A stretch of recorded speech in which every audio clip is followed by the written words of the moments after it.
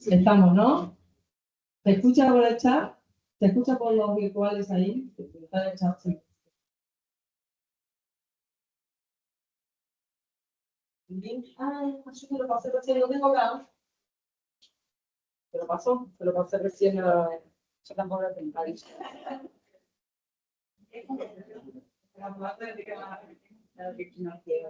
Y pusimos que no tengan que pedir permiso, porque si no era un lío. Dice que sí se escucha bien. Bueno, después de todo este periplo tecnológico, bueno, les damos a todos la bienvenida. Nos entusiasma un montón que se haya inscrito tanta gente, que haya tanta gente interesada también en conectarse para participar, aunque sea de manera virtual. Y bueno, queremos agradecer sobre todo la presencia de las y los disertantes, que algunos viajaron bastante para venir. Y la idea era poder tener a todo el panel de manera presencial, que creo que era lo que era más importante para nosotros. Bueno, es un placer darles la bienvenida a la 7ª Jornada de Cuidado del Ambiente, un evento que nuestro centro, que es el Centro de Estudios Ambientales en la Nueva Patagonia, organiza anualmente desde el 2015, siempre con alguna temática diferente, pero siempre con el firme compromiso de asumir un rol activo frente a los problemas ambientales y que nos atraviesan y en realidad también de sus posibles soluciones, ¿no? El desafío de esta edición es un tema que polariza bastante el debate, que afecta directamente a nuestras comunidades, a nuestros ecosistemas y a nuestras economías regionales, que es la actividad minera. Reconocemos que la minería es un motor económico, pero su expansión ha generado complejos y urgentes conflictos socioambientales en nuestra provincia y región, y estos conflictos no pueden ser ignorados, ya que tienen un impacto directo en la vida, la salud y el patrimonio que todos compartimos. Es por ello que en esta 7ª edición decidimos centrarnos en este nudo de problemas para abordarlos con la seriedad y el rigor que merecen. Nuestro objetivo no es quedarnos solamente en la polarización, sino impulsar un debate constructivo, informado y fundamentalmente crítico desde el ámbito académico y con una pluralidad de voces que creemos nosotros que es esencial. Cuando pensamos las jornadas, lo pensamos con dos propósitos, con dos objetivos. Por un lado, poder exponer y desagregar la problemática. Es decir, lo que buscamos hoy es analizar desde la minería en toda su complejidad, ¿sí? Desde los procesos técnicos hasta sus implicancias sociales y ecológicas. Y por otro lado, también quisimos dar un espacio de diálogo genuino, donde todas las voces, tanto la comunidad, los expertos, los investigadores, los organismos de gobierno, puedan intercambiar ideas y cuestionar el modelo de desarrollo actual y buscar posibles soluciones sostenibles. Así que bueno, les cuento más o menos cómo vamos a hacer. Vamos a comenzar con una mirada una mirada institucional sobre la relación entre minería y transición energética, con la participación del subsecretario de Minería, que es Andrés Vera, y de Adriana Serkis. Después vamos a contar con la visión un poco más crítica de Guillermo Folguera, y después vamos a cortar, tomar un café, unos mates, comer tortita, y después profundizaremos un poco en la dimensión social con las exposiciones de Orlando Carriqueo y de Lucrecia Wagner, que van a abordar las percepciones sociales, los conflictos socioambientales y la contribución de los movimientos socioambientales también a este. ¿Sí? Como centro y grupo de trabajo estamos convencidos de que el cuidado del ambiente es una responsabilidad compartida y que el conocimiento es nuestra herramienta para proteger nuestro patrimonio natural y garantizar el futuro justo. Esperamos que el debate sea fructífero y le damos la bienvenida a la jornada. Lo vamos a organizar de la siguiente manera, también tanto para las personas que están acá como para quienes están conectados. Tienen más o menos media hora para hablar cada uno. Ya empezamos tarde, así que, bueno, si alguno quiere hablar 20 minutos, está bien. Y vamos a dejar las preguntas para el final, ¿sí? Dejamos un espacio de 1 hora al final, sobre las 12. Entonces, preferimos porque algunas cosas se van a ir respondiendo entre los mismos expositores. Entonces, las dudas que surjan las queríamos tener para el final. Vamos a tratar de hacer alguna pregunta presencial, alguna pregunta virtual, y en lo posible ordenadas para que puedan responder todos, no que todas las preguntas vayan a un solo expositor. ¿Sí? Bueno, presentamos entonces primero a Andrés. Andrés Vera va a hablar de minería y transición energética, es doctor en ciencias económicas, subsecretario de minería de la provincia de Río Negro y docente investigador en nuestra universidad, en la Universidad de Río Negro. Como experiencia en la gestión pública, cuenta con una sólida trayectoria en el sector minero sostenible, fue subsecretario de Desarrollo Minero de la Nación, donde coordinó el sistema de información abierta a la comunidad sobre la actividad minera. En su rol actual en Río Negro, lidera el control de derechos mineros, la actualización de normativa y el desarrollo de políticas de sostenibilidad territorial. Trabajó para organismos como la OIT y el CFI en proyectos relacionados con la cadena de valor del litio, minería industrial y la implementación de los objetivos de desarrollo sostenible. En el ámbito académico fue becario postdoctoral de CONICET e investigador de la Universidad Nacional de Comahue y actualmente dirige un proyecto de investigación sobre el desarrollo sostenible de minería en Río Negro en nuestra universidad, donde también es el director de la diplomatura en sustentabilidad minera. Bueno, le paso el micrófono a Andrés, a ver si llega. No, me corté un poco, que había mandado algo más largo. No, que no nos ven a nosotros. Acá está, que sí está, y lo tienen que buscar a Juan. Lo que pasa es que me parece que si ven la presentación, no ven la. Ojo con el florero de Cintia.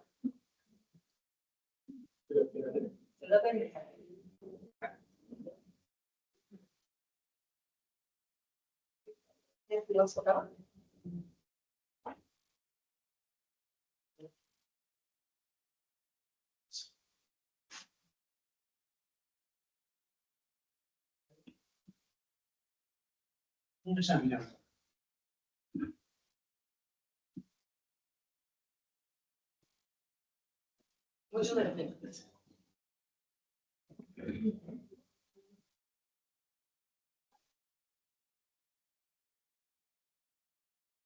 Bueno, buen día, ¿se escucha bien? Perfecto. Por ahí, para quienes están conectados, confirman también si sale el audio, porque si se corta acá no nos damos cuenta y avanzamos. Acá no sé. ¿Sé qué? ¿Se corta? Porque no se ven los expositores, dicen. ¿Se escucha así? Adentro. Lo que pasa es que no está la presentación principal. Sí se escucha. El micrófono. Ahí está. Sí. Ah, pero acá abajo no se ve. Sí, sí. Yo creo que no se ven los expositores bien. Pero es del Teams esto, no es de la... Claro. Sí, sí. Bueno, arrancamos. Buen día para todos. Bueno, muchas gracias por la invitación. Creo que son espacios muy necesarios en los siguientes años, por no decir décadas. Y bueno, creo que en el ámbito académico, donde obviamente me siento cómodo y parte desde hace muchos años, es un ámbito muy interesante para debatir, para construir y generar instancias de consensos, acuerdos en función del desarrollo, ¿no es cierto? El desarrollo de las regiones. Obviamente, cada término a nivel más académico tiene su debate. Entonces, hasta el término desarrollo, sospecho que muchos de ustedes también les interesará ponerlo en debate. Podríamos estar 5 o 6 horas, no tengo problema. Pero nos dieron 20 minutos, así que intentemos respetar ese tiempo y en tal caso que salgan luego algunas preguntas y debates necesarios. Mi presencia acá es en un doble rol, obviamente. Hay, digamos, un aspecto quizá más relevante que para gran parte de los que están aquí les puede resultar más relevante, que es lo que es los conocimientos aplicados a la función pública, ¿cierto? Como dijo bien Guadalupe, sí, fui subsecretario primero de Nación, Durante un año también fui asesor de la Secretaría de Minería de la Nación y del Ministerio de Desarrollo Productivo. Y hace unos años estoy también colaborando con el gobierno de la provincia de Río Negro en roles similares. Y por otro lado, también hace varios años investigo el sector, no solamente el sector minero, pero sí me he especializado en los últimos años en este sector. Arranqué por otros sectores, principalmente en los estudios de doctorado y postdoctorado. También fui parte varios años del CIAMPA, así que muy agradecido también que me hayan invitado.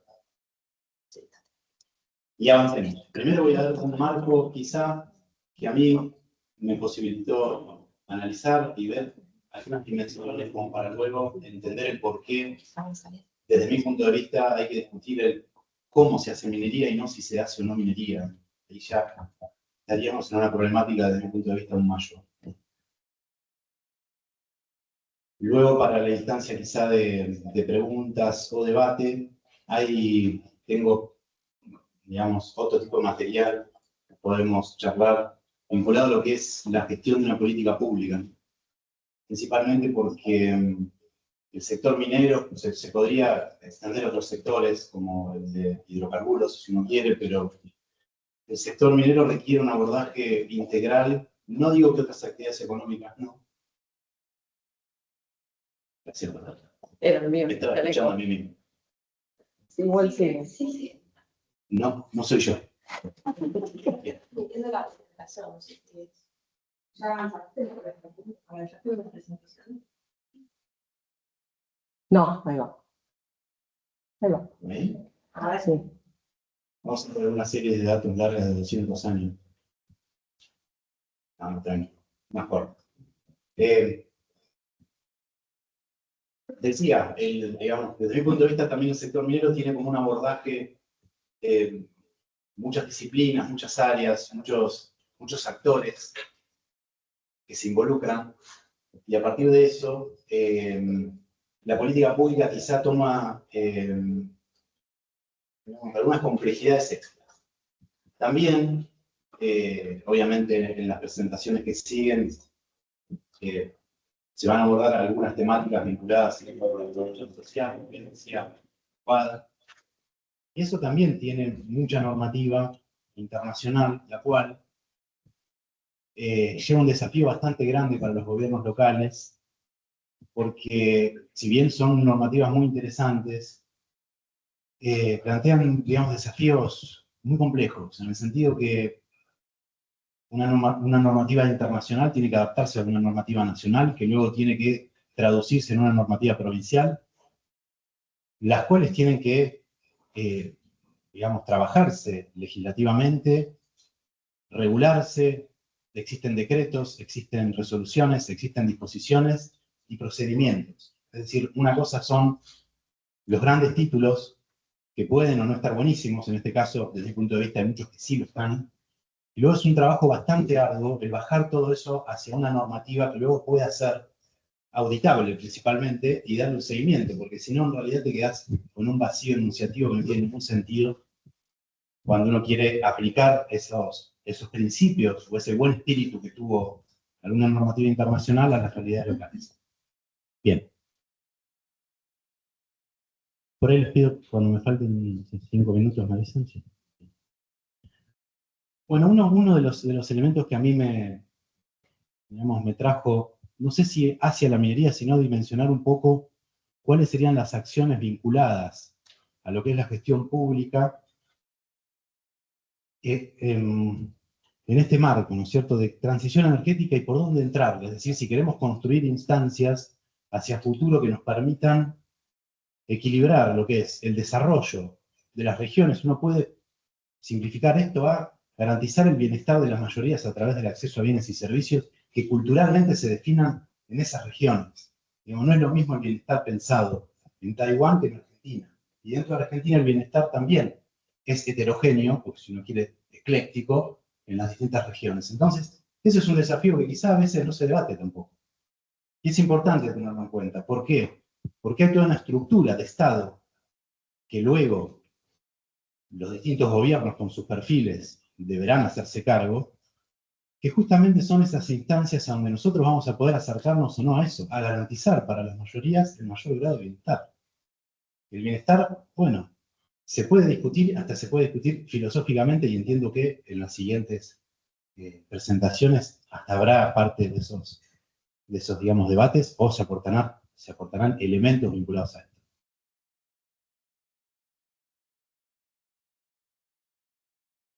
Entonces, soy economista, obviamente tengo una mirada sesgada desde ese ámbito, y quizá con algunos pragmatismos, con algunas simplificaciones un poco exageradas. En ese sentido, esta herramienta, que fue elaborada hace varias décadas, digamos, no es una novedad dentro del ámbito académico, tiene sus críticas también, como todo, dado que la ciencia siempre es un proceso y no un resultado, quizás son resultados parciales, pero luego tenemos que estudiar, potenciar, para sintetizar hacia el futuro el mismo recorrido en un grado de evolución mayor,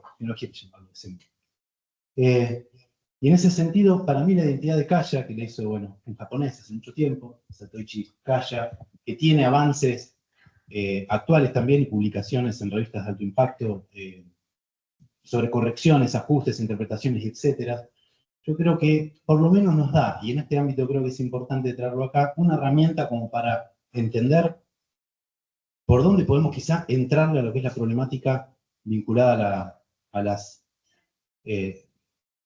transición energética, a que las cosas se pusieron complejas luego de las revoluciones industriales, emitiendo miles de toneladas de dióxido de carbono equivalentes a la atmósfera, etc.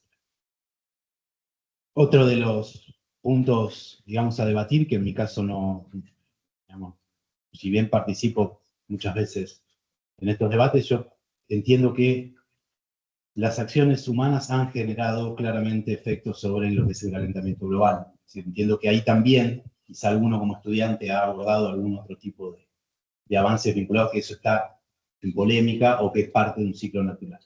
Desde mi punto de vista, el accionar humano tiene mucha responsabilidad sobre esto y sobre eso hay que trabajar. En fin, no sé si pueden ver un poquito esa identidad, no sé si alguno la conocía o no, pueden interrumpirme si no hay problema, lo que sí intentemos respetar un poco el tiempo, pero si alguien la conoce, me gustaría que por lo menos levante la mano. Nunca la habían visto, ok.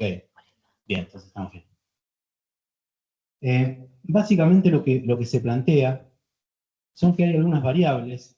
Obviamente es una visión, digamos, un poco simplificada de la cuestión. Pero bueno, son herramientas que al menos a mí me permitieron empezar a dimensionar problemáticas y quizás posibles soluciones. Una cuestión es vinculada a la población. Es decir, che, somos en los últimos 200 años, somos más, somos menos, somos los mismos. Bueno, y si esto tiene algún tipo de impacto sobre lo que es el calentamiento global, o la emisión de dióxido de carbono equivalente a la atmósfera. Bueno, en el caso que, ahora vamos a ver un poquito de esos datos y las proyecciones. Por otro lado, la segunda, digamos, división que tenemos acá, o planteo, tiene que ver con el PIB sobre población. El PIB es el Producto Bruto, es decir, quizá vamos a resumirlo como la producción de bienes y servicios cuantificada en una moneda en un año. Es decir, la producción que se genera en un año en los distintos países. A nivel global es en el mundo. Che, ¿cuánto producimos en bienes y servicios? Okay. Y eso lo dividimos por la cantidad de gente que hay. Para ver si hay una relación con respecto a eso, ¿no? Es decir, bueno, crece la población, crece el PIB, no crece, hay más, menos riqueza, la riqueza sirve, no sirve. Para dimensionar, tomar dimensiones. Después, bien, hay actividad económica entonces. Esa actividad económica, ¿cuánta energía consume? ¿Necesitamos la energía? ¿No la necesitamos? ¿Hay producción de energía primaria totalmente necesaria para que nosotros tengamos al menos acceso a grados de bienestar, los cuales algunos normalizamos? Es decir, hoy estamos acá conectados y si no tuviésemos energía no podríamos estar acá en esta instancia. La energía no tiene solo que ver, bueno, obviamente después se va a ampliar un poco sobre eso, sobre encender un celular o no. Tiene que ver con muchísimo más, muchísimo.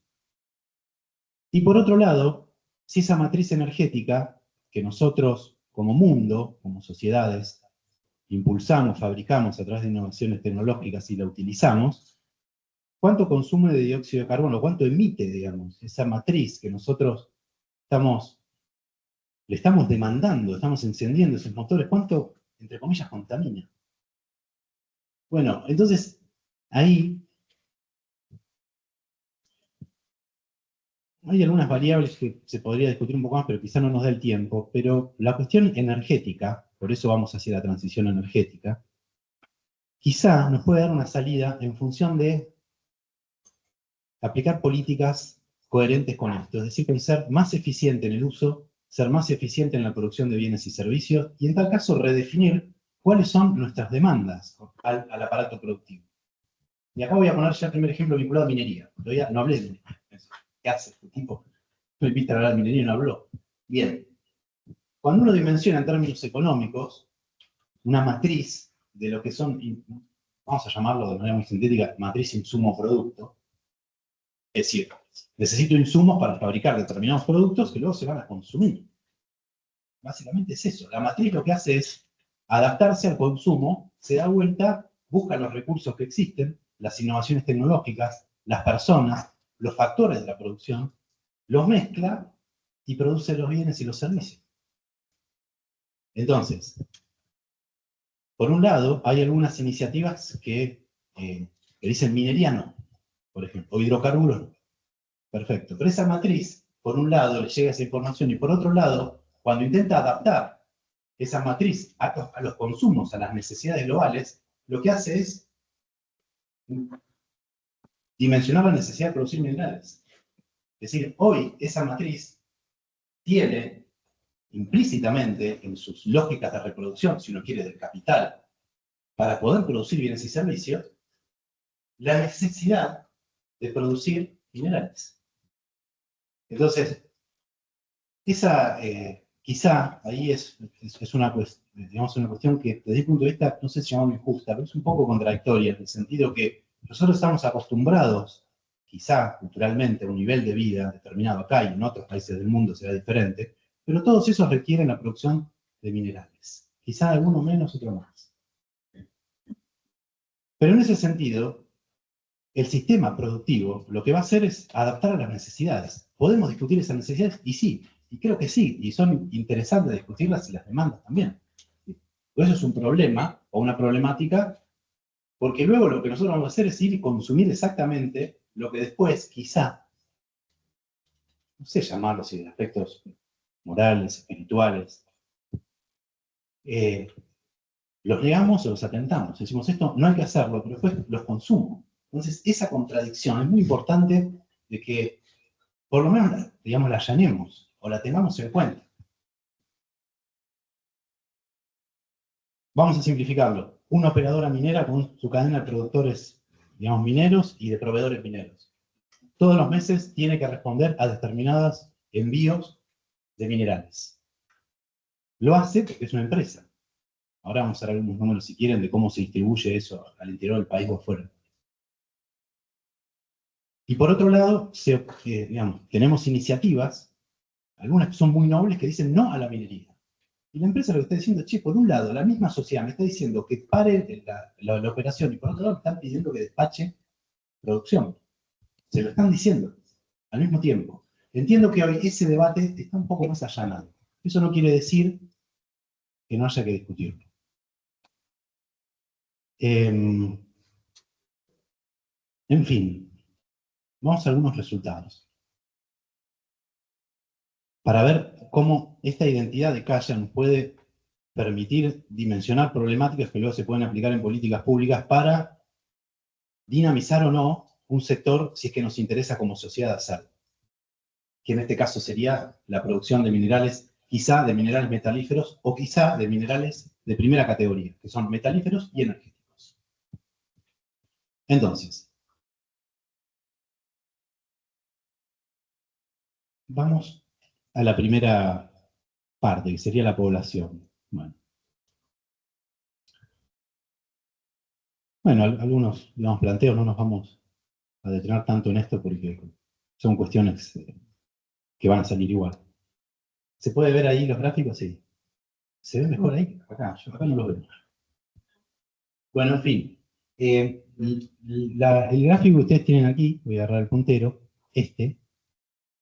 fíjense que hay un área grande verde, ¿no?, que muestra un crecimiento exponencial de la población en el mundo. Acá debería haber un puntito, yo lo voy a tener que agrandar porque no veo. ¿No? Fíjense que hay una proyección, no sé si ahí lo encuadro bien, para los que están más atrás. Aquí y ahí arriba de todo dice una proyección al 2100 de 11.000 millones de personas. Hay algunos ajustes hacia abajo últimamente en algunos artículos, pero más o menos está en ese marco. Hoy somos aproximadamente 8.000 millones de personas. Y veníamos de ser, sí, en el 1800, 1.000 millones de personas. Es decir, somos más, básicamente somos más. Todas esas personas tienen necesidades, y esas necesidades hay que enfrentarlas a través de un sistema de producción de bienes y servicios, básicamente. Hice un corte en el 2018 de la densidad poblacional para que veamos la disparidad que hay, ¿no? Bueno, obviamente con el sesgo de economista y profesor de estadística, siempre lo que son los promedios, que uno lo puede ver en el gráfico anterior, después tienen otra medida, que son medidas de dispersión, donde ven la diferencia entre de las distintas observaciones. Bueno, por eso los promedios a veces licúan un poco la información, a eso. Cuando uno se mete en un mapa, ve que los que están pintados verdes son los países que más densidad poblacional tienen. Simple dato. Esto se correlaciona altamente, es importante decir correlación, no es causalidad, pero podría serlo. La esperanza de vida fue creciendo muchísimo en los últimos 200 años. Principalmente esto está ajustado porque hay una baja importantísima en lo que es la mortalidad infantil. De nuevo, vemos un gráfico en promedios y en un corte en el año 2019 vemos que los países, digamos, en un azul, acá yo azul dice un poquito más verde, ¿entiendes?, más oscuro, son los que tienen más esperanza de vida. Fíjense que los países más claros, quizá ahí vinculados a países del África subsahariana y otros, obviamente, son los que tienen menos esperanza de vida. Si uno mira, por ejemplo, el índice de desarrollo humano, no sé si estarán interiorizados en ese índice que mezclan, ¿no es cierto?, la parte económica, salud, educación y algunos otros ajustes, y lista casi 200 países. Bueno, ahí van a poder ver que quizás esos países que ahora están más claritos sufren otros avatares también vinculados a las posibilidades de desarrollo, es decir, la posibilidad de educarse, de estar sanos, en fin. Ahí te quedamos en los 5. Bien. Uy, perdón. Ya estamos ahí en los resultados. Quizá me puedo extender 2 minutos más. Crecimiento económico. Lo mismo. Ya se entendió la lógica de un gráfico y del otro. Van a tener la presentación igual para tenerla. Lo importante es que sepamos esa dinámica. Muestro los promedios globales en el gráfico que ustedes ven en la izquierda y la dispersión que hay en el mapa. Esto es Producto Bruto Per Cápita. Tenemos países más ricos que otros. Está más que claro.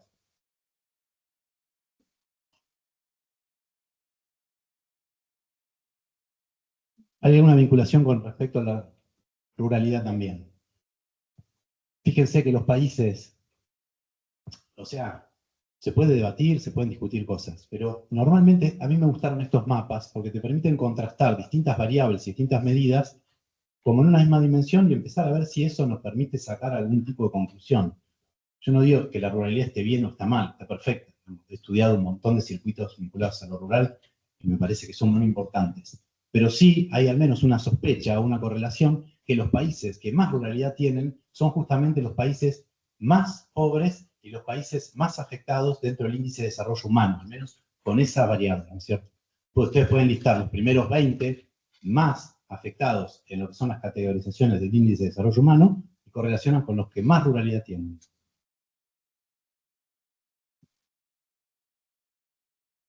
Fíjense aquí, y con este es el último para ir a los resultados finales. ¿Cómo ha evolucionado la pobreza? El área verde tiene que ver con los millones de personas que están por fuera de la línea de pobreza con una metodología del Banco Mundial que no la puede cuestionar. La Argentina tiene una metodología particular para medir la pobreza que desde mi punto de vista está bastante buena con respecto a lo que hay metodológicamente en otros organismos. Pero fíjense que hay mucho por hacer en esa área Bordeaux, pero lo que quiero mostrar con esto es que hay muchísimas personas que están por fuera de ese indicador o esa barrera, que quizás es un poco injusta a veces, pero que nos tira hacia la pobreza o la no pobreza. Y digamos, insisto, si son personas que tienen acceso a determinado nivel de ingreso, lo que van a hacer es consumirlo. Entonces, insisto, cada vez hay más personas que disponen con más dinero, en términos económicos sería menos restricción presupuestaria, que le van a ir a pedir un almacén, un supermercado, un corralón, al que sea, van a transportarse, van a calefaccionarse, van a prender luz, van a enchufar una compu. Esas personas le van a exigir a un sector de la producción determinados bienes y servicios que luego necesitan minerales.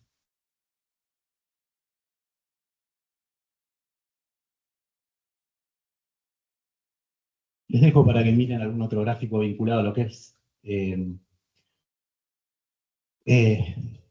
tasa de pobreza vinculado a lo que es el PIB per cápita y distintos países en el mundo para ver en qué franja nos ubicamos nosotros. Bueno, ahí es un ejercicio bastante interesante que se puede hacer. Por este gráfico podríamos presumir que el ingreso per cápita sí importa para disminuir la pobreza. Podría ser sí algo obvio, bueno, lo graficamos, porque podría no serlo también. Y vamos a la parte de calentamiento global. Lo que yo les decía sobre los sistemas de producción masivos o no masivos, sistema de producción. Aquí,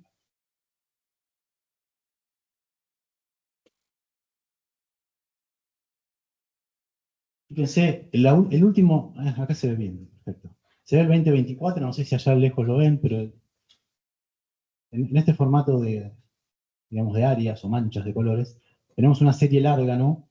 La biomasa tradicional es la que viene cayendo así desde hace 200 años, y actualmente vemos que la matriz de generación de energía primaria todavía consume muchos de esos elementos minerales. Carbón, petróleo y gas. Eso suma en el 2024 el 76,4%. Es decir, estamos demandando eso al sector energético. Es decir, el sector energético primario dice, bueno, ok, yo tengo esta matriz que hoy está dada en esos términos. Si incentivo más el sistema de producción, estoy recalentando esos motores. ¿Por qué es importante lo de transición? Porque fíjense que allá arriba se empezaron a encender desde hace algunas décadas algunas áreas de otros colores que tienen que ver con energías renovables. Y también ahí está la nuclear, que quizá luego va a haber alguna ampliación por parte de alguien vinculado a esto. Entonces la transición tiene que ver con eso, con que esas manchas que están allá arriba cada vez sean más grandes, y estas que están aquí, desde mi punto de vista, y desde el punto de vista científico, el carbón es el que más dióxido de carbono equivalente genera, luego el petróleo y luego el gas, dentro de este tipo de combustibles. Entonces, bueno, ahí están los desafíos. De transicionar, de que se achiquen esas tres manchas y se agranden otras.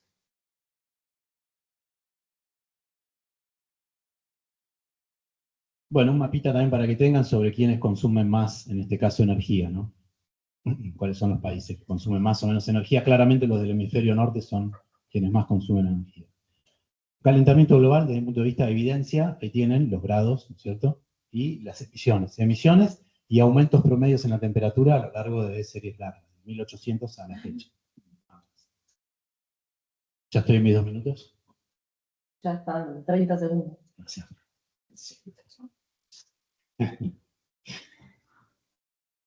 Bueno. Hay un numerito ahí arriba, que no sé si lo llegan a ver. Esto es un corte del año 2017, tengo del año 2024, es un poquito más lamentablemente. 36.000 millones de toneladas de dióxido de carbono equivalentes se emitieron en el año 2017, hoy estamos arriba de los 40. Es decir, se ha frenado, digamos, la tasa, digamos, la tendencia que venía en un pico ascendente, pero es mal. Te sumé un minuto. Minuto, pero sobre. Bueno, ¿quiénes son los países que más emiten? Claramente están ahí identificados. No ha cambiado tanto esto, algunos sí, principalmente, voy a decir, los Estados Unidos y quizá digamos, la Unión Europea han bajado sus niveles de emisión, pero fueron compensados por China, principalmente India, que le metieron el acelerador fuertísimo. Bueno, entonces, les voy a dejar ahí algunas otras informaciones. Transición energética, y ahí vamos a los 10 minutos que me quedan para concluir. Todas esas áreas que ustedes vieron arriba, vinculadas a energías renovables, cuando hablamos de otra matriz, insumo producto para fabricar los bienes de capital, o las máquinas o insumos que necesitamos para fabricar, para darle combustible quizá, si agregamos dentro de las emisiones ceros la energía nuclear, porque son más fisiones menos emisiones, es la demanda de minerales. Y cada vez más. Un auto eléctrico requiere muchísimo más cobre que un auto, como estamos acostumbrados a utilizar a combustible, que hoy contamina. Litio, lo mismo. Cualquier tipo de mineral integrado en tierras raras, ahí los ven. También tengo hierro, cobre, litio, cobalto, uranio, tierras raras, entre otros. Para que uno dimensione la demanda hoy, la brecha de demanda futura de cobre, estamos casi que tenemos que duplicar nuestra producción de acá hacia el 2050. Es muchísimo. El principal productor que tenemos de cobre en el mundo es Chile con 6 millones de toneladas. Nosotros no producimos cobre en Argentina, con el mismo potencial. O sea, vamos a necesitar sacar cobre para transicionar energéticamente. Vamos a necesitar sacar tierras raras. Vamos a necesitar sacar plata. Vamos a necesitar sacar hierro. Uranio si fomentamos la energía nuclear. Bien. Era el final, mirá. Bueno, Con esto cerramos. Luego podemos hablar, obviamente, en las instancias más vinculadas a lo minero. Total de emisiones, viene en tendencia desde 1965 en alza, producto per cápita en alza, la población en alza, la intensidad de carbón bajó un poco, tiene que bajar más. La energía, en esa intensidad vinculada al Producto Bruto, bajó y bien. Tiene que bajar más, y la intensidad de carbono bajó, pero tiene que bajar más. ¿Por qué decimos que tiene que bajar más? Porque estas variables se están tensionando hacia abajo a esta variable, y todavía no la alcanza. Entonces, todavía hay mucho por hacer en ese sentido. Y para mí, esta identidad es al menos un driver, unas variables que nos permiten sacar algunas conclusiones para luego saber si tenemos que dinamizar o no sectores de la producción, como por ejemplo la minería. Muchas gracias.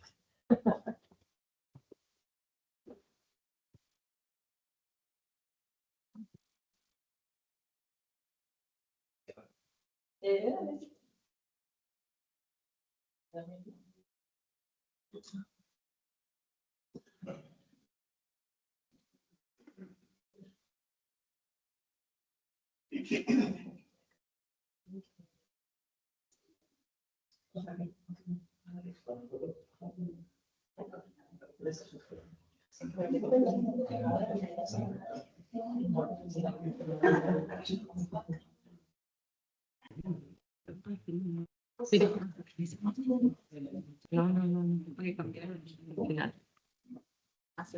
Dale, sí. Espera que acá estoy buscando acá. Bueno, vamos a seguir con Adriana Serkis. Es, ahora me quiero enredar acá. No entiendo esta computadora. Enredada, entonces muevo el micrófono. No, está bien, me quedo acá ya, si no. Bueno, Adriana nos va a hablar de la transición energética, orientado más que nada a si hay un plan o no en la provincia de Río Negro. Adriana es una destacada científica y académica, también ahora diputada nacional electa, con un enfoque en la física de materiales y nanotecnología, con una sólida trayectoria en investigación, gestión institucional y docencia universitaria. Es doctora en física por el Instituto Balseiro, licenciada en ciencias físicas por la UBA y profesora de enseñanza primaria. Realizó una investigación postdoctoral en Rosario, en la Universidad Nacional. Actualmente es secretaria de investigación de nuestra universidad, fue presidenta de la Comisión Nacional de Energía Atómica, directora y vicedirectora del Instituto de Nanociencia y Nanotecnología, que es con CONICET y la Comisión de Energía Atómica, miembro del directorio del INVAP y presidenta de la Asociación Argentina de Cristalografía. Es investigadora principal de CONICET, especializada en el área de materiales para energías limpias. Dirigió y participó en numerosos proyectos y es profesora titular también en nuestra universidad.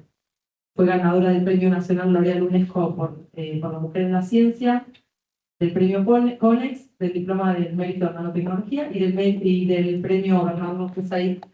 Bueno, todos distintos años, que no voy a decir cuáles, para no tener que decir la edad. No hay problema. Bueno. A ver. A ver un poquitito para que me vean. Ahí puede ser. Ahí me ven. No me acuerdo por Querías, acá. si querés, como, Bueno. si querías hablar conmigo, porque total tenés el... Dale, uso el mouse de acá y así me parece que... Bueno, muchas gracias, Guada, muchas gracias por la invitación. Para mí, si bien hace muchos años que soy docente en la Universidad Nacional de Río Negro, este año, estando en la Secretaría de Investigación, descubrí un mundo maravilloso de la cantidad de grupos y de tareas y de cosas que se hacen acá. Me resulta interesante también la invitación de Guada y a veces un poco el estigma que hay sobre algunas situaciones en las cuales digamos, ciertos sectores son críticos y ciertos otros no tanto, si uno habla desde la academia o desde la... Y yo creo que no es tan así, por supuesto siempre hay grises, no hay nada que sea. Y vamos a empezar con lo que terminó, digamos, Andrés, así podemos tratar de darle una continuidad. Yo voy a pasar muchas más transparencias y voy a hablar un poco más rápido, tratando de, quizás de formación profesional también, de pasar demasiada información.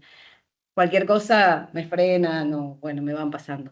Yo creo que el tema del cambio climático, por qué es necesaria la transición energética o qué es lo que se esconde atrás de la transición energética, está el tema este del cambio climático que para quienes venimos siguiendo muchos números de hace muchísimos años, y de hecho hace 20 años en una conferencia que me tocó estar en Australia, donde la gente de la India decía, ¿por qué nosotros estamos obligados a dejar de crecer, a dejar de darle una calidad de población a nuestra gente, cuando los países europeos ahora nos ponen las reglas, ¿no? Entonces ahí me empecé a cuestionar también justamente qué es lo que nos tracciona, qué es lo que nos define, si tenemos y cómo tenemos que hacer esa transición energética a la que de alguna manera la mayor parte de los países se han comprometido para tratar de hacer este traccionamiento que al final contaba Andrés, ¿no? Y en este sentido me parece interesante contarles que, bueno, la Argentina ocupa el puesto 153 en la emisión de CO2, pero el número 12 en la emisión de metano, ¿no? Por toda la cuestión de la actividad ganadera que hace, ¿sí? Entonces eso me parece interesante contarlo. Porque muchas veces cuando uno habla de los compromisos que tenemos como país para poder llegar a las metas del cambio climático, me parecía interesante que de todas maneras para el 2030 nos comprometimos a bajar en un 30% las emisiones. Bien, y ante la propuesta de Guada de hablar de Río Negro, yo le decía de que, bueno, muchas veces el tema de la apuesta a defender un plan de transición energética, uno no puede hablar de una provincia dentro de un país, porque el planeamiento de una transición energética se hace a nivel país y eso tiene que ver por cómo están definidas las interconexiones, tanto sea eléctricas como de generación de gases, como un montón de definiciones que son a nivel más país que a nivel provincial. Sin embargo, me parecía interesante averiguar o tratar de hacer una búsqueda, aprovechando también el rol que me toca de tratar de representar a esta provincia y a su gente con todas sus diversidades y heterogeneidades que tiene, de saber qué es lo que ya hay hecho. Nadie empieza desde cero, nadie empieza, digamos, con la idea genial, brillante por sí solo, son todas cuestiones y construcciones colectivas, y lamentablemente la falta de continuidad que tenemos en muchas políticas de Estado son las que nos llevan, al menos en la Argentina en particular, a fallar y a tener menos eficiencia en todas las ideas brillantes que mucha gente puede llegar a tener, aún en defensa de un modelo que quiera darle la mayor calidad de vida a la mayor cantidad de gente. Aunque creo que hay modelos que no opinan lo mismo, ¿no? O sea, yo no creo que todos los modelos políticos quieran una mejor calidad de vida para la mayoría de la gente, ¿sí? Entonces, bueno, basándonos un poco en eso, encontré esta respuesta del Plan Provincial del Cambio Climático que se hizo en 2022, y ese plan, digamos, tenía que ver con mirar quiénes eran los que realmente producían emisiones en la provincia de Río Negro. Y podemos ver que la energía tiene un 35% más o menos, no sé si se ve el mouse ahí. No sé si se ve el mouse ahí, a ver.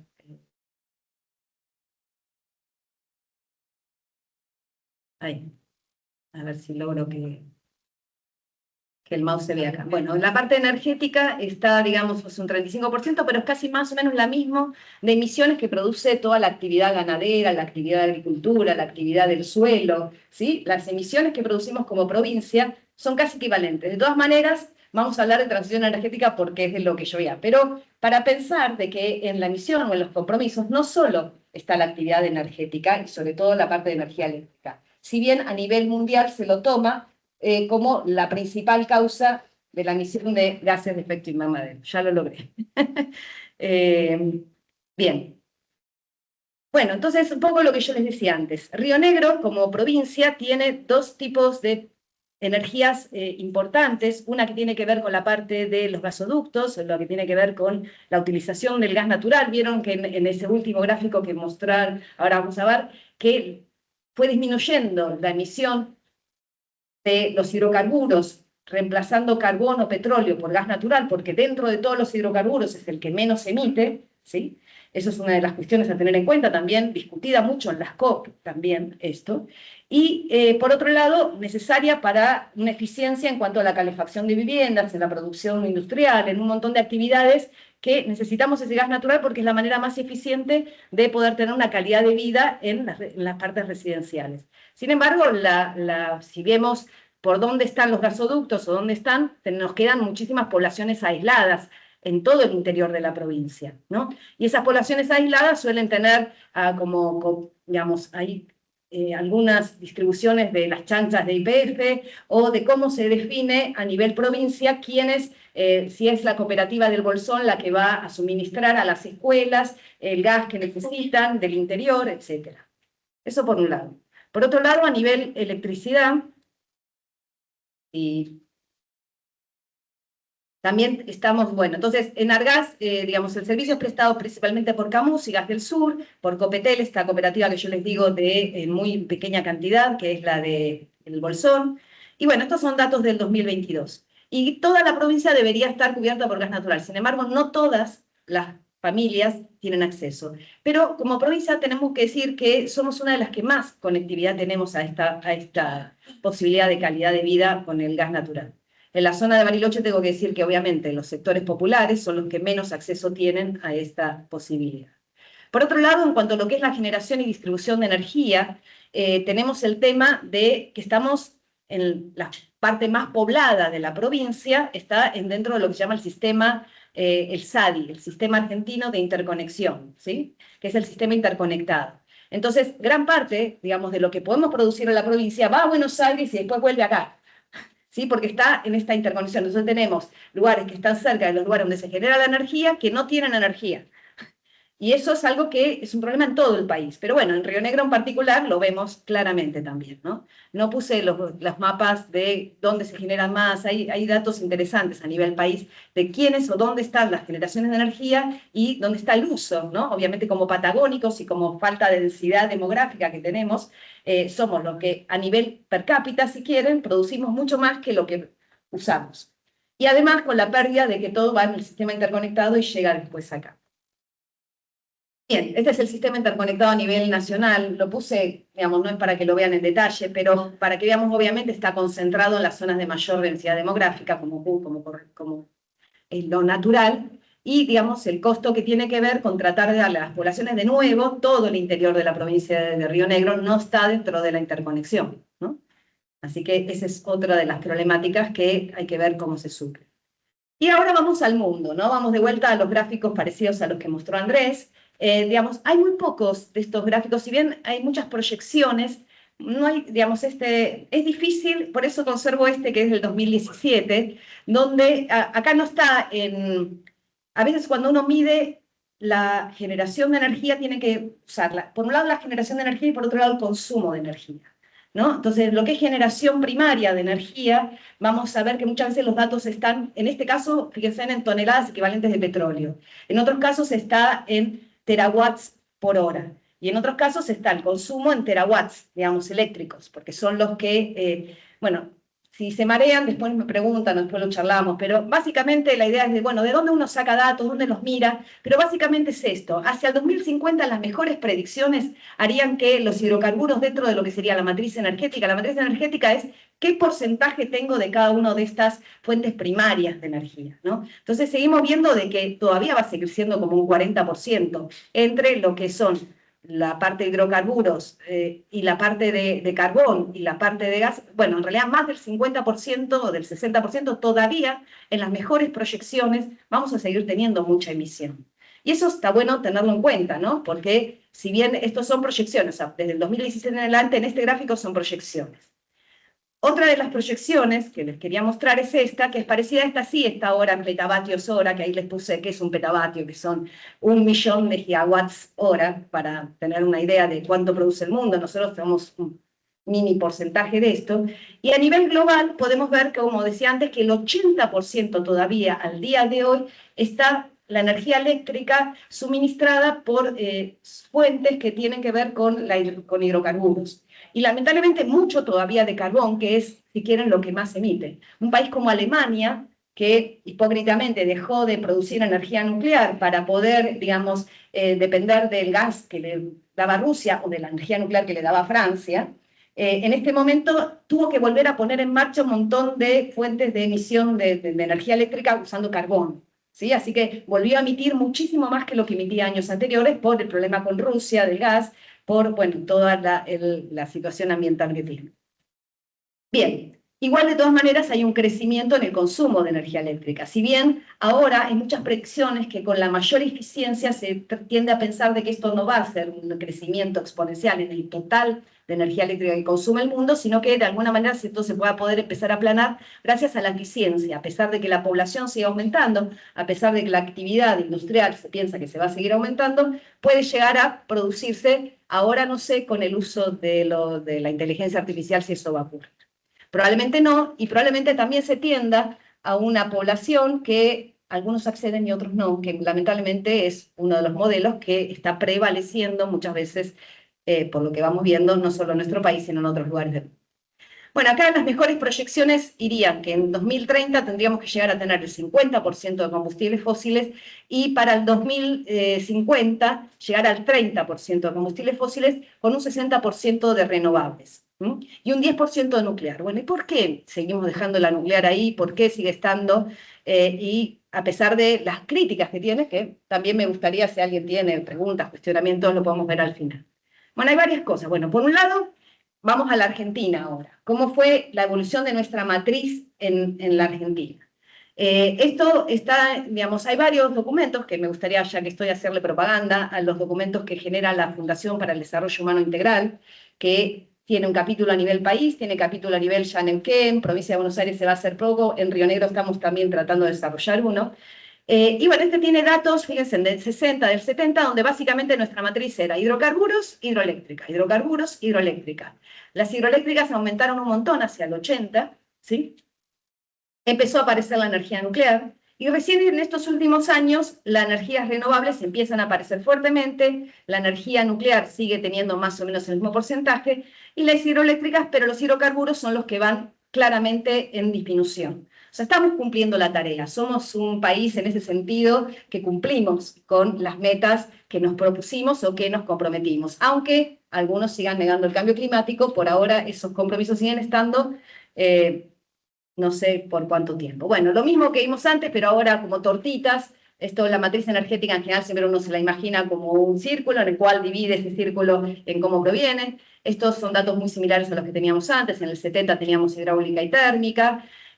Me vale decir de que muchos de estos análisis lo viene haciendo la Comisión Nacional de Energía Atómica hace muchísimos años. No solo porque tiene la capacidad de hacer estas predicciones, no solo de energía nuclear, sino de todos los tipos de energías, la que analiza el MEM, la producción de energía eléctrica del mercado mayorista, viene haciendo reportes anuales, porque también tener registro de datos es importante a la hora de discutir estos temas, es muy importante seguir teniendo la continuidad, y porque además a través del Organismo Internacional de Energía Atómica se fue formando mucha gente en lo que es la proyección de la energía, ¿no? En general. Bueno, acá apareció la nuclear. Fíjense en la diferencia entre la potencia instalada y la generación eléctrica real, ¿no? Que es esto lo que se mide muchas veces en kilowatts, digamos, hora y kilowatts, digamos, ¿no? Que es lo que uno realmente consume. Pero uno tiene que ir pensando qué es lo que tiene instalado. A partir de lo que tenés instalado es lo que podés llegar a utilizar. Y bueno, actualmente, o los últimos datos que tengo son del 2023, yo cuando empecé a hacer este grafiquito, que fue no hace tanto, ahora 10, 15 años, este 63% era un 80%. O sea, quiere decir que en estos últimos 10, 15 años fuimos bajando nuestra generación. Y además de esta generación de combustibles fósiles, tenemos una mayor parte cada vez más de gas natural, lo cual cada vez nos hace menos emisores, o sea, somos menos deudores realmente en producción de dióxido de carbono a nivel mundial. Entonces, que nos empujen a querer hacer una transición energética porque tenemos que dejar de producir gases de efecto invernadero a costa de un montón de otras cosas, también es algo que estaría bueno debatir. Bien. Bueno, en el Plan Nacional de Transición Energética existió uno en el 2023. Nunca más se volvió a hablar, no se sabe si va a haber uno. Este también tenía sus fallas, pero bueno, al menos existió uno, ¿no? Yo siempre digo que cualquier paisero en el mundo en este momento no tener un plan sobre qué es lo que quiere hacer con su área energética es al menos criticable en cuanto a las faltas. Bueno, acá estaba la proyección hacia 2030, y yo a partir de los datos que analicé y me fui a 2050 y había dos escenarios, un escenario de que íbamos a crecer como país y tener más necesidad de energía, íbamos a tener 58 gigawatts eléctricos de necesidad de consumo, y iba a estar distribuido de alguna manera más o menos así, o digamos, fíjense en la cantidad de renovables, cómo pasar del 14 de renovables al 62% o al 66%, mientras que la nuclear, digamos, más o menos se iba manteniendo entre un 6 y un 8%, ahora tenemos un 7%, pero por el aumento de cantidad total eso implicaba triplicar la cantidad que tenemos ahora. Ahora tenemos 1,7 más o menos gigawatts eléctricos de potencia instalada de energía nuclear. Ir a pasar a 5,8 significa triplicar la cantidad que tenemos. Bien. Vamos ahora entonces un poquito a analizar qué pasa con las renovables y qué relación tiene esto con los modelos productivos que tenemos. El problema de las renovables es su intermitencia. Y el problema de la intermitencia no está resuelto. ¿Por qué no está resuelto? Porque para poder mantener estable el sistema, no sé si se acuerdan el gran apagón que tuvimos hace unos años. Sí, yo estaba en el Frey, me enteré cuando bajé, así que estaba en la montaña, así que no me enteré. Pero bueno, más allá de eso, creo que es complicado, digamos, tener ese tipo de inestabilidades porque nos afectan muchísimo. Y tener esa inestabilidad que nos dan las renovables, la única manera de resolverlo es almacenando la energía y poder utilizarla en el momento que uno no la necesite. Hay tecnologías asociadas a eso, esas tecnologías están asociadas a las baterías de litio o a la economía del hidrógeno. O sea, todo lo que tiene que ver con producción, almacenamiento y uso de energía eléctrica son situaciones que hay que tecnológicamente resolver a larga escala y en lo posible con tecnología propia, según la mirada que yo tengo. Entonces las renovables tienen ese problema. Entonces necesitamos lo que llaman las energías de base, que son la nuclear y la hidráulica. Si no tenemos un porcentaje de nuclear hidráulica suficiente para garantizarnos esa energía de base, que hace que estas variaciones no nos generen un problema grave de inestabilidad en todo el sistema, estamos en problema. Entonces, por eso también todas las tecnologías que tienen que ver con eso son importantes de mirar. Bueno, hay mapas argentinos de cuáles son los recursos que tenemos. Hidrocarburíferos, por un lado, y hidrohídricos, por otro lado, ¿sí? Esto también es de ese reporte del 2023, no vi nuevos. Digamos, también respecto del tema del análisis de los vientos y el análisis de la energía solar. Si nos vemos como Río Negro, ¿no? Como Río Negro podemos ver de que en las cuencas hidrocarburíferas nos queda la cuenca neuquina, nos abarca. En cuanto a vientos, no en toda la provincia tenemos la posibilidad de tener vientos, generación hídrica, pero sí en todo lo que es el valle, ¿no? Hay muchas propuestas relacionadas con eso. Y en la parte solar también de vuelta a lo mismo, ¿no? Tenemos eso opuesto a lo que es lo hídrico. Mientras que el tema vientos también tenemos algunas posibilidades de poder hacer generaciones eólicas. ¿Cuáles son los desafíos que tenemos tanto a nivel país como a nivel provincia? Hice las dos. A nivel país, a mí me gustó mucho este artículo, que se los recomiendo, está en Le Monde Diplomatique, de Julia Ananaise, donde en general se habla de 3 pilares para la transición energética, ¿no? Esos 3 pilares tienen que ver con la seguridad energética, garantizarse, digamos, fuentes que sean disponibles y por los cuales tengamos soberanía sobre esas fuentes, ¿no? El tema que sea económicamente viable, o sea, si yo voy ahora, después les voy a mostrar si llego, cuáles son los valores medios del costo de la energía de las renovables respecto de utilizar gas natural o de utilizar nuclear o de utilizar hídrica, y vamos a ver que no siempre la transición hacia lo renovable nos va a generar una garantía de que todo el mundo pueda acceder a una energía a un costo razonable. Entonces, es algo que hay que discutir también, sobre todo porque no tenemos por qué estar empujados a cumplir con cuotas de dejar de emitir dióxido de carbono cuando no somos los grandes deudores, como ya se demostró. El tema de la sostenibilidad ambiental, bueno, es lo que es la caballito de batalla internacional, ahí, digamos, es lo que yo me parece que está bien, pero con estos cuidados que comenté antes. Y hay un cuarto pilar que casi nunca se discute, que es la oportunidad de desarrollo tecnoindustrial y que tiene que ver con el modelo de país que queremos, ¿no? O sea, si esa transición energética no nos da la oportunidad de desarrollar de manera propia las tecnologías, vamos a seguir teniendo un modelo dependiente, un modelo extractivista, un modelo que, digamos, esté orientado a cubrir las necesidades de otros países y no las nuestras, y sobre todo en el tema. Bueno, acá tenemos entonces que discutir si vamos a ir a las renovables, si vamos a utilizar energía nuclear y en qué proporción, si vamos a utilizar nuestro propio litio, se lo van a llevar sin valor agregado, si vamos a ser parte del famoso cadena del hidrógeno verde, que al final, si les llego, les cuento un poquito. Y bueno, así que, bueno, y todo, digamos, sabemos que dentro de las cero emisiones, no solo a las renovables, sino a la nuclear, la tenemos como los protagonistas de esto. Bien, la energía en Río Negro. Uno fui a la página de energía en Río Negro, me encontré con esto, ¿sí? Para saber un poco cómo se planteaba en la provincia de Río Negro, qué es lo que se habla de energía. Y la sensación es que está como disociado. Ese plan de, digamos, de sostenibilidad para la parte climática de Río Negro parece totalmente disociada con lo que se plantea en la parte de energía. No sé bien si eso tiene que ver con una gestión u otra, si es como que quedó colgado lo que era, digamos, ese plan que era del 2022 y ahora sigue estando ahí, pero no se cumple. La verdad es que no lo sé.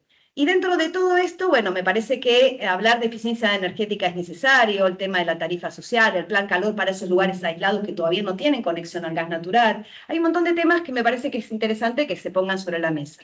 Pero el plan director eléctrico, digamos, quería ver de qué se trataba.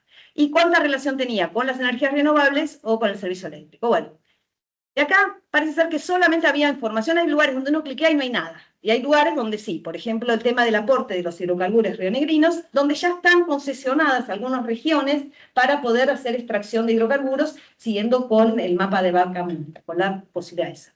No mucho más. Sí sé que me puse a investigar un poco cuáles son las normativas ambientales. El tema no es hacer una tarea que tenga impacto, sino quién la controla y quién está atrás de que esas normas se cumplan, porque las normativas están, son bastante claras en el uso del agua en particular, que tiene que ver con estas actividades. Y después me metí con el tema del plan eléctrico de la provincia, y ahí, digamos, me pareció interesante que el Alto Valle es el mayor consumidor de energía eléctrica, que hasta el 2015 esto venía en crecimiento y después del 2015 esto empezó a decrecer. O sea, quiere decir, más bien yo lo veo más como un problema de falta de crecimiento a un modelo productivo, más porque la población sigue aumentando. Entonces me llamó mucho la atención esta disminución que veíamos entre 2010 y 2019. Y respecto del futuro, de este plan 2022-2030, digamos, había un crecimiento sostenido, ¿no? Digamos, esto es lo que se plantea. Pero no está muy diagramado cómo va a ser ese crecimiento, con qué fuentes y para qué y cómo se iba a distribuir esto. De todas maneras, me pareció interesante. También hay, para las propuestas, hay propuestas bastante detalladas respecto de esto, que tienen que ver con la promoción del uso eficiente de energía. Vieron los cuadritos que yo mostré antes, que me parece que está bien, realizar lo mismo tratando de disminuir, usar la misma cantidad de energía, pero, digamos, con menos, o tener aparatos más eficientes, controlar el tema de qué electrodomésticos se utilizan en las residencias, qué tipo de industrias, cuáles son sus efluentes, los equipos de mayor rendimiento, etcétera. La reducción de la exigencia del sistema de abastecimiento eléctrico con inserción de pequeñas fuentes de generación distribuidas, algunas aportando a la red y otras de manera independiente. Está empezando a hacer un análisis, lo cual me parece necesario, no suficiente, pero necesario. Y las ampliaciones en el sistema interconectado, o sea, aquellas que producen de forma independiente, porque extender grandes líneas de electricidad a lo largo de toda la provincia es muy costoso y además no sé si es eficiente en el fondo, porque yo genero acá, de vuelta, se va al sistema interconectado, vuelve, así que está muy bueno, pero todo esto necesita inversiones de varios millones de dólares, ¿no? Que esto se planteó en 2022. ¿Cuáles de estas obras están ahora en camino? No sé.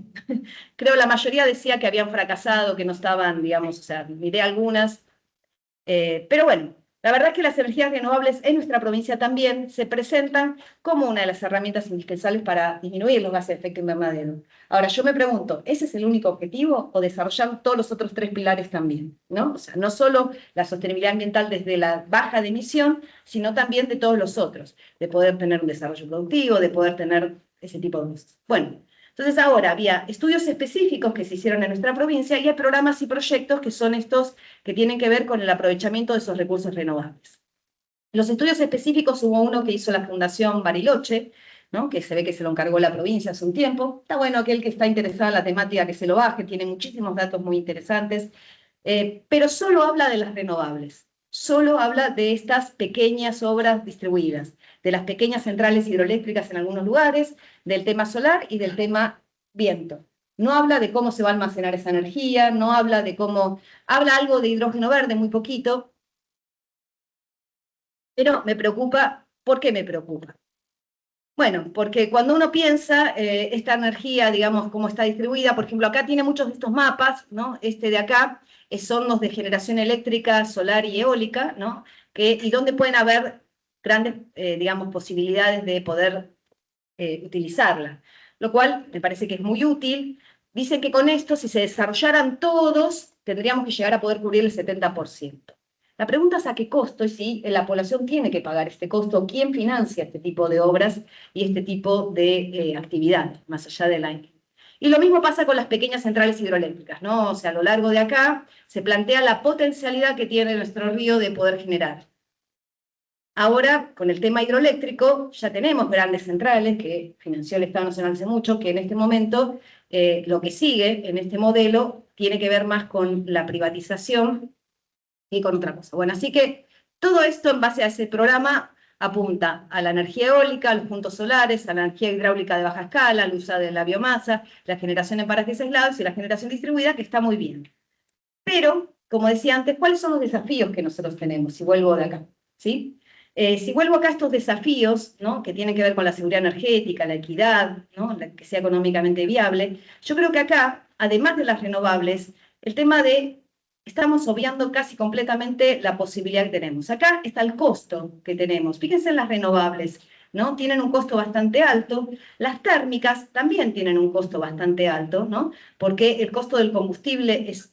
Y si uno mira, comparado con la nuclear o con la hídrica, digamos, ¿no? Este es el costo medio que tenemos de cada una de estas cosas. ¿Cuál es el costo del combustible? ¿Cuál es el costo de la variable, digamos, ¿no? Lo que sería. Y me parece interesante de que no tener en cuenta esto para saber cuánto va a ser la tarifa de luz de las familias, de los hogares, de las industrias que quieran desarrollarse utilizando esto, me parece que es necesario.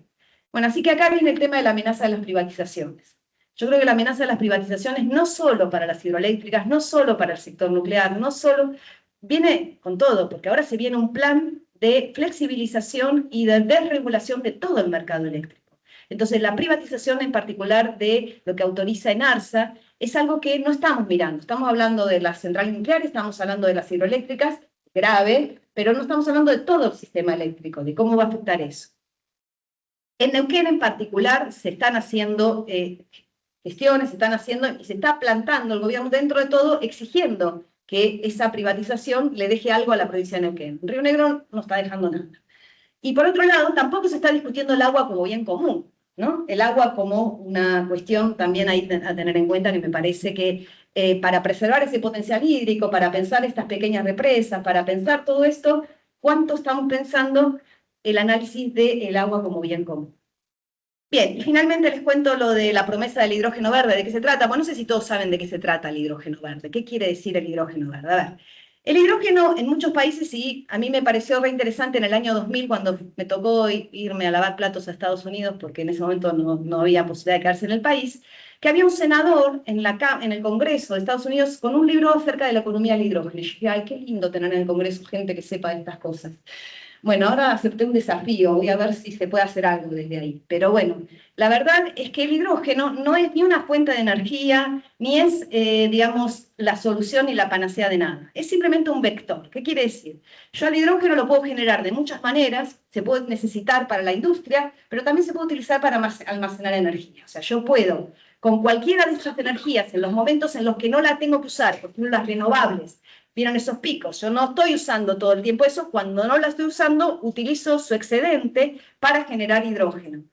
Ahora, si está todo interconectado, generar la estable, que es la nuclear, también podría generar ese hidrógeno, y ahí se lo llama hidrógeno rosa. Cuando proviene esa generación de las renovables, se lo llama verde, y cuando viene de los combustibles fósiles puede ser, digamos, azul o negro, o gris, según si capturo el dióxido de carbono que genero con esos hidrocarburos o no en el momento de generar el hidrógeno. Así que cualquiera de estos métodos, o sea, la energía primaria es la que determina el color con el cual genero ese hidrógeno.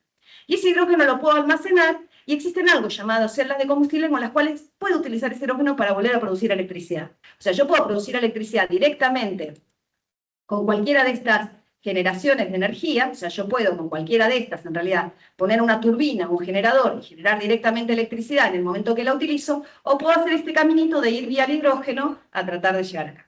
Bueno, de eso se trata, y me preocupa de que en Río Negro dejemos de hablar de las otras, que solo hablemos de las renovables, que solo hablemos de las pequeñas centrales, que no estemos discutiéndole a las grandes centrales lo que nos necesitan con la privatización, y que no estemos discutiendo la posibilidad de tener hidrógeno. Acá, bueno, les contaba, me tomo un minuto, yo espero que sea un minuto ahora nada más, de hablar de tecnología propia, del desarrollo. Yo discutí mucho con Arabella cuando quiso hablar del hidrógeno verde, y traían toda la tecnología importada, toda. No, porque los científicos en Argentina tardan mucho en desarrollar las cosas. Esa fue la cosa. Bueno, la Argentina es un país nuclear, tiene todo su ciclo, no voy a hablar de la minería, solo quería dejar la ley rionegrina sobre el tema nuclear, donde plantea que se prohíbe en el territorio de la provincia la instalación de centrales de generación de energía nuclear y de potencia, pero se exceptúa lo establecido en el artículo 1 de instalación de plantas de diseño nacional basadas en la tecnología CAREN, proyecto que en este momento están desarmando y están destruyendo, yo creo que claramente por indicaciones del gran país del norte que en este momento parece ser nuestro. Bueno, paro acá, quedan algunas cosas. Si en las preguntas al final surgen alguno de todos estos temas, que tengo algunas cosas más para contarles, bienvenidos, bienvenidas. Muchísimas gracias por la invitación. Muchas gracias por darme la oportunidad de contar estas cosas.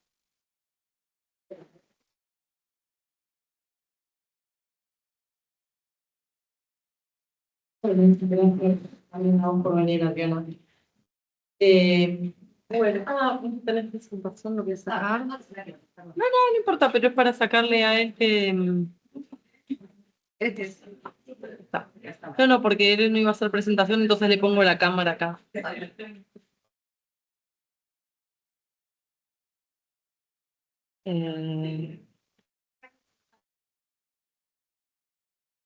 Iba a ponerlo a él, claro. Che. Ahí. ¿Querés que me ponga acá? No, ahí está bien igual. Sí. Bueno.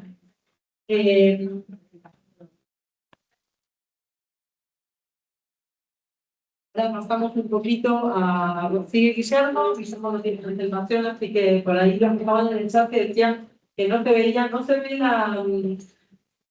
la cámara enfocando a los expositores porque estaba transmitiendo. Cuando no se transmite, ¿se ve? Eso me... bueno. Bueno. ¿Cómo? Pero esta es la mía. Sí, eso, con la tuya se ve y con otra la presentación. Pero si lo querés ver, pues ver. Bueno, presentamos a Guillermo. Guillermo va a va a charlar sobre la transición energética como detrás del extractivismo. Guillermo es biólogo y filósofo y es doctor y profesor de la Universidad de Buenos Aires y es investigador independiente de CONICET. Bueno, ¿cómo andan? ¿Cómo están? ¿Bien? Bueno, gracias por la invitación. Siempre es hermoso venir a Río Negro y a Viedma con tantas personas queridas. Y bueno, gracias por organizar las jornadas de cuidado del ambiente, así se llama, ¿no? Jornadas de cuidado del ambiente, ¿estoy bien?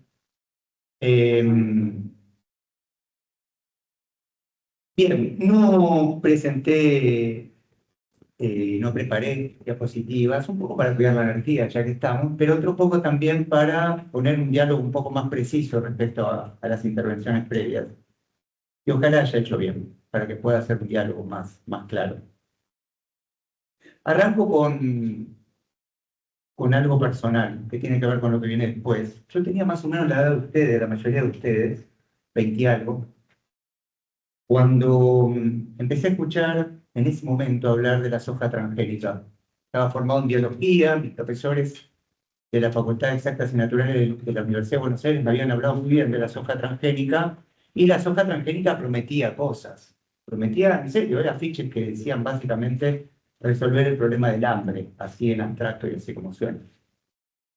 En ese momento me impresionó mucho porque empecé a escuchar voces críticas, voces que además me generaban mucho respeto, gente que tenía los pies en el campo, gente que producía alimentos, gente con compromiso ambiental, que decía, ¿estamos seguros que va a ser así?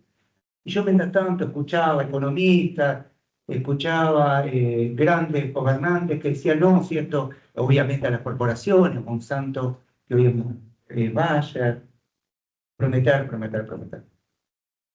En ese momento había varias promesas, que íbamos a estar mejor en los parámetros sociales, que el ambiente se iba a cuidar más, porque los transgénicos venían asociados en particular con los paquetes tecnológicos a un herbicida específico, que las actividades productivas de las provincias se iban a disparar, que íbamos a mejorar, inclusive en términos alimentarios.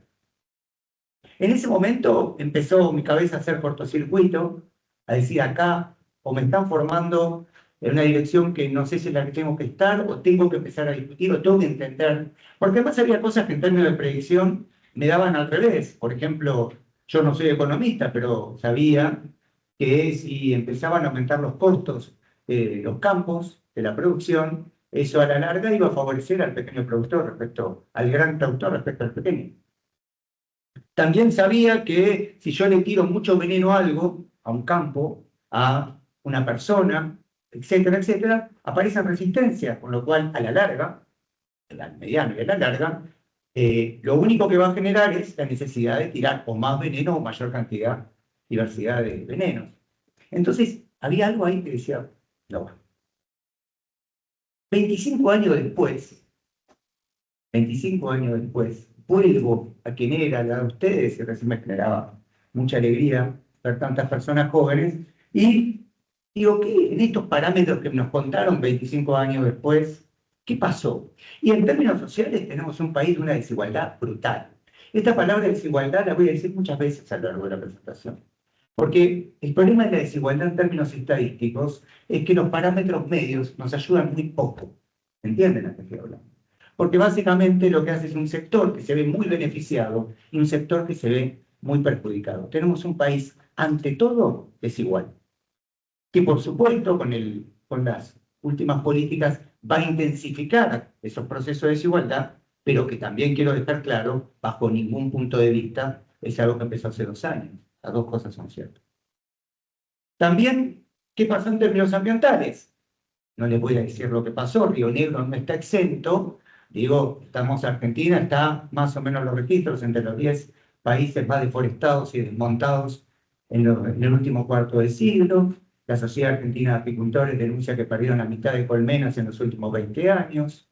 El grupo de Rafael Lasmanovich de CONICET encontró el pez que tiene mayor cantidad de agrotóxicos del mundo. Y les puedo seguir diciendo, pero saben perfectamente, y los ríos de acá, de Río Negro, son muestra también de eso, tienen un nivel de contaminación promedio entre 6 y 30 agrotóxicos. ¿Qué significa eso en términos de salud y ambiente? La primera respuesta es no sé. ¿Saben por qué no sé? Porque los trabajos científicos, como mucho, llevan a la interacción entre 3 venenos. Entre 6 y 30 agrotóxicos sabemos que es una bomba, y en este sentido en un ratito voy a tener que hablar de salud. Sabemos que eso está generando enfermedades a lo largo y ancho de nuestro territorio, lo que no tenemos muy claro es el tamaño de la bomba. ¿Qué pasó en términos productivos? Un poco lo que se sabía que iba a pasar, que es que se iba a concentrar la propiedad y uso de la tierra en grandes manos, y en este sentido, y lo mío Orlando, se sabía que iba a haber una persecución sistemática a los pequeños productores y a los pueblos originarios y a las comunidades criollas que vivían en los territorios, y un avance muy fuerte en la expulsión, insisto, de la cual Río Negro no solo no es la excepción, sino que es una regla más en el sistema. ¿Qué pasó en términos demográficos? Y que hoy Argentina está casi pisando el 95% de las personas en las grandes ciudades. Y discrepo que eso sea una buena noticia. Eso es una tragedia. En un país que creo que es el 7º, 8º en extensión territorial, que tengamos 16 millones de personas en mi ciudad, en Buenos Aires. Eso significa territorios de sacrificio entero. Hay territorios de sacrificio para las personas que viven al lado de estos proyectos, pero también hay una lógica particular de pensar que no tenemos derecho a vivir de manera digna y que el objetivo es aumentar los niveles simplemente de exportación. Les puedo hablar en términos alimentarios. Argentina hoy come peor que hace 30 años. No solo por esta desigualdad social que contaba, no solo por el aumento de los ultraprocesados, sino básicamente porque la calidad de los alimentos que tenemos es notoriamente peor. Y el agua que tenemos, que por suerte al final fue nombrada, el agua que tenemos sabemos que es más escasa y sabemos que está más contaminada. Esto fue hace 25 años. Alguien levantará la mano y dirá, bueno, pero esto no era sobre agronegocios, esto era sobre megallinería, y entonces en la semana hice el trabajo de escribirle a gente muy querida de la Asamblea Cachal No Se Toca, en San Juan, y le pregunté, ¿qué balance ustedes hacen de estos 20 y pico de años de megaminería? Y me estuvieron mandando videos, textos, comentarios. Yo no sé si conocen Cachal, es un pueblo maravilloso. Toda la cuenca del río Hachal es una de las 2 grandes cuencas de los ríos de San Juan. Están muy cerca de lo que significó uno de los grandes proyectos mineros que se montaron en nuestro país, que fue ni más ni menos el de la Barrigol, y que no solo la comunidad de Hachal, también la iglesia fue víctima en el 2015 del mayor derrame minero en la historia de nuestro país, en el 2015. Hasta el momento, la Asamblea de Hachal reconoció que hubo 19 derrames en la cuenca, 19 derrames en